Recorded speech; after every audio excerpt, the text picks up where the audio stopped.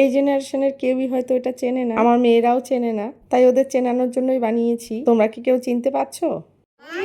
কি সুন্দর দই হয়েছে দেখ, ওই দেখ ছোট। হ্যাঁ, এটা আমাদের জেনারেশনের জিনিস, তোদের দেখালানোর জন্য। তো পাপুও দেখেনি নাকি? আসলে মেয়ে না তো, ছেলে তো, রান্নাবাটি খেলে মেয়ে না। রান্নাবাটি খেললে হয়তো জানতো।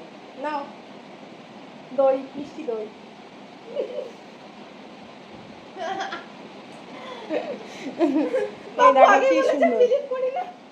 কি সুন্দর হয়েছে।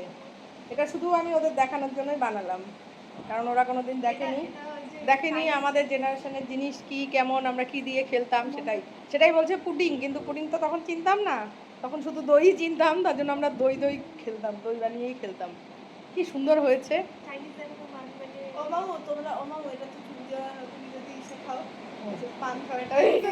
হ্যাঁ, খাবো। তালের রস বের করার পর তেতো জলটা ঝরানোর জন্য এইভাবে একটু ঝুলিয়ে রাখা হয়। এই সেই তেতো জলটা, এটার মধ্যে চুন মিশিয়ে আমরা এরকম ভাবে দই বানাতাম। আমাদের ছোটবেলার স্মৃতি, তাই মেয়েদের একটু দেখালাম। এই দেখো, মেয়ে বলছে পুডিং, তো পুডিং তো তখন চিনতাম না, আমরা দই দই খেলতাম। এখনকার বাচ্চারা তো এগুলো চেনে না। তোমরা কে কে খেলেছো জানিও।